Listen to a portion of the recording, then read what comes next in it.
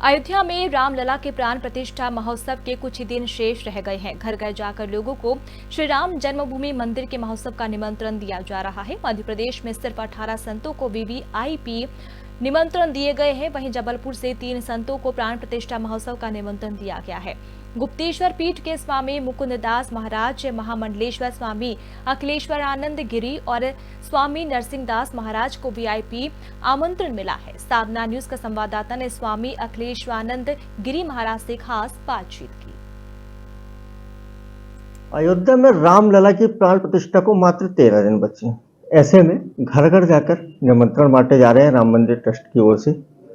मध्य प्रदेश में कुल 18 संतों को निमंत्रण मिला है, जिसमें से 3 हमारे जबलपुर के हैं। अभी हमारे साथ मौजूद है स्वामी अखिलेश्वरानंद गिरी महाराज जी, उनको भी निमंत्रण मिला और खास बात यह है कि उनके जन्मदिन के अवसर पर मिला है। आपको बहुत बहुत बधाई हो गुरु जी कि आपके जन्मदिन के अवसर पर आपको निमंत्रण मिला। कैसा महसूस कर रहे हैं आप? बहुत आनंद की अनुभूति कर रहा हूं मैं। जिस दिन के देखने की हम प्रतीक्षा कर रहे थे, अपने संघर्ष के माध्यम से, आंदोलन के माध्यम से, अभियान के माध्यम से, अनुष्ठानों के माध्यम से, वो दिन हमारे सामने बहुत कुछ समय रह गया है। मंदिर निर्माण होकर के तैयार है और जैसा भगवान श्री राम की गरिमा महिमा उसके अनुरूप भव्य और दिव्य मंदिर बन गया है। और मंदिर में जिस स्थान पर, जिस गर्भगृह में रामलला को विराजमान होना है, प्रतिष्ठित होना है, उनकी प्राण प्रतिष्ठा का अवसर भी आ गया है। और उसका निमंत्रण जो औपचारिक रूप से हमको प्राप्त हुआ मेरे जन्मदिवस और मुझे विश्व हिंदू परिषद के कार्यकर्ता जो ट्रस्ट के द्वारा भेजा गया है, वो मुझे प्राप्त हुआ। बेहद प्रसन्नता है, अद्भुत आनंद की अनुभूति कर रहा हूँ, क्योंकि हमने जो संघर्ष जारी रखा था और भगवान ने हमें, वो चाहते तो हमारा बलिदान ले सकते थे भगवान, लेकिन भगवान ने हमको बचाया। जिनका बलिदान उनको स्वीकार था, उनका बलिदान हो गया। पर हम उन सौभाग्यशाली लोगों में से हैं कि हम बचे हुए लोग हैं। और जब हमने ये संघर्ष प्रारंभ किया था, तब हमारे मन में यही था कि मंदिर बनेगा, हम मंदिर देखने आएंगे, और हमें यह अवसर मिला है तो हम तो अपने सौभाग्य की सराहना कर रहे हैं। मुझे बड़ी प्रसन्नता है। आप कार्यवाहक के रूप में थे वहाँ पे। रामलला हम आएंगे, मंदिर वहीं बनाएंगे, नारा उस टाइम पे चला था। आज मंदिर बन रहा है।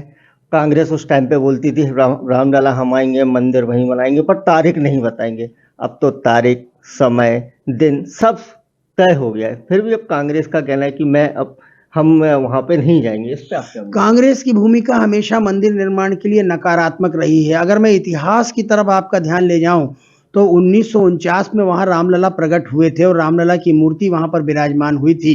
पंडित जवाहरलाल नेहरू कांग्रेस के ही थे और प्रधानमंत्री थे। उन्होंने वहां के मुख्यमंत्री से कहा था कि जो मूर्ति वहां प्रकट हुई है या किसी ने रख दिया है, उस मूर्ति को सरयू में फेंक दीजिए। तो कांग्रेस की भूमिका तो यहाँ से सुनिश्चित हो जाती है और यहाँ से हमारे संज्ञान में आती है। और उसके बाद निरंतर जब जब भी राम जन्मभूमि के विषय को लेकर कोई चर्चा आई है, या पार्लियामेंट के अंदर चर्चा आई है, या उनसे संपर्क करने पर आई है, या उत्तर प्रदेश के मुख्यमंत्रियों से हम मिलने गए जो कांग्रेस मानसिकता के थे, उन सब ने राम जन्मभूमि मंदिर पर अपनी बेईमानी का ही परिचय दिया है। और वो तो सनातन संस्कृति के विरोधी हैं। इसलिए जो कांग्रेस के रक्त में हिंदू विरोध और संस्कृति का विरोध और सनातन का विरोध जो उसमें समाया हुआ है, तो अगर वो आज विरोध कर रहे हैं या मंदिर दर्शन करने नहीं जाना चाहते हैं, ऐसा वो निर्णय ले रहे हैं, तो अपने स्वभाव के अनुरूप निर्णय ले रहे हैं। और वो तो बेनकाब होते चले जा रहे हैं, नंगे होते चले जा रहे हैं। दुनिया के लोग उनको अच्छी तरह से समझ रहे हैं और जो आस्थावान लोग हैं वो कांग्रेस के प्रति अपनी अनास्था व्यक्त कर रहे हैं। और मैं ऐसा समझता हूं कि वो तो अपने ही भविष्य पर कुठाराघात कर रहे हैं, वो अपने ही पैरों पर कुल्हाड़ी मार रहे हैं। वो तो सत्यानाश करके मानेंगे कांग्रेस का, जिस कांग्रेस के लिए महात्मा गांधी कहा करते थे कि इसका विसर्जन कर दिया जाना चाहिए। क्योंकि देश के स्वाधीनता के आंदोलन के लिए कांग्रेस पार्टी का गठन किया गया था, कांग्रेस का गठन किया गया था।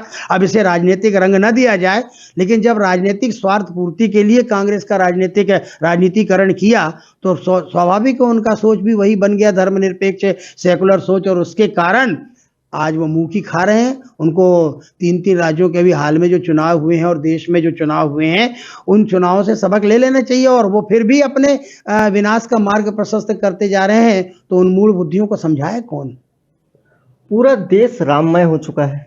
हर आदमी अयोध्या जाना चाहता है, रामलला की प्राण प्रतिष्ठा देखना चाहता है, वहाँ पे जो भव्य मंदिर बना है उसके दर्शन करना चाहता है। पर मैं एक छोटा सा सवाल आपसे पूछूंगा, चुनाव कौन? जिसको निमंत्रण मिला वो नहीं जा रहे हैं, वो अभागा, कि जिनको नहीं मिला जो तरस रहे हैं जाने के लिए? ये तो कहना बिल्कुल ठीक नहीं है कि निमंत्रण नहीं मिला। भारत में 5,75,000 गांव हैं और जब शिला पूजन करने के लिए, राम शिला पूजन करने के लिए हम निकले थे तो लगभग 3.5 लाख गांव में शिला पूजन हुआ था।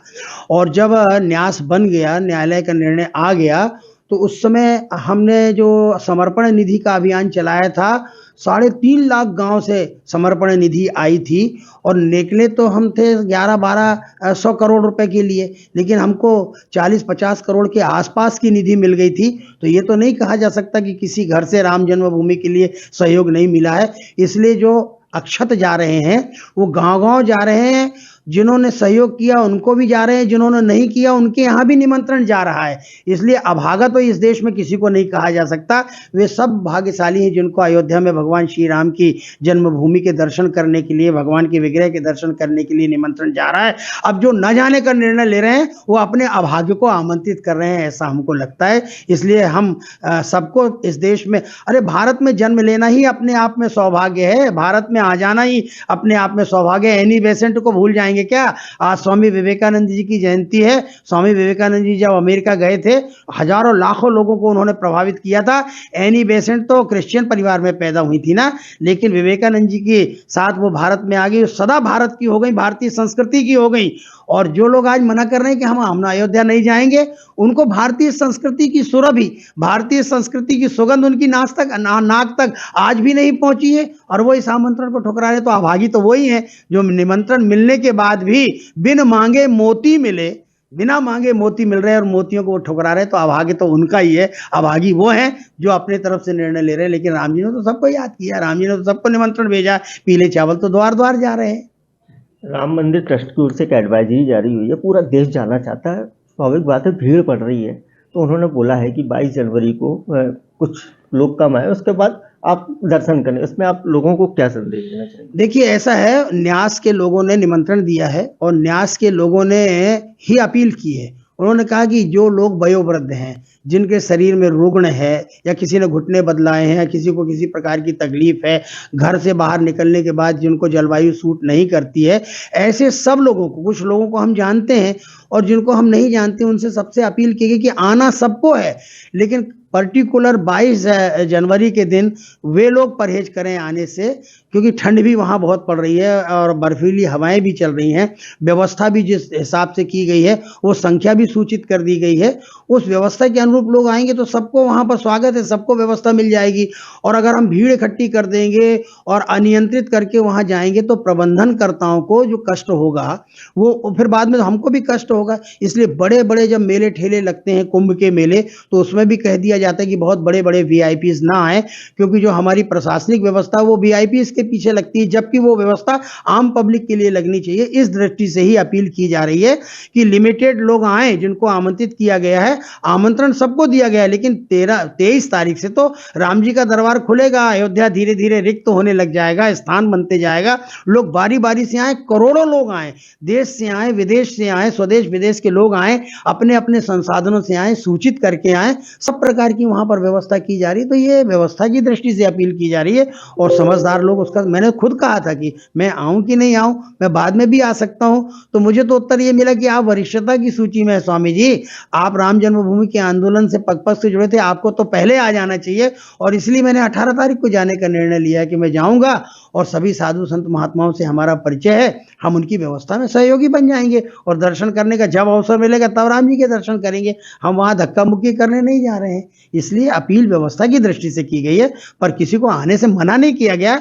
मना सिर्फ इस अर्थ में किया जा रहा है कि भीड़ अधिक ना हो जाए और वहां पर प्रशासनिक और एक प्रकार से कानून और उसकी व्यवस्था बनती है, उस दृष्टि से विचार किया गया है। मेरा अंतिम सवाल रहेगा आपसे।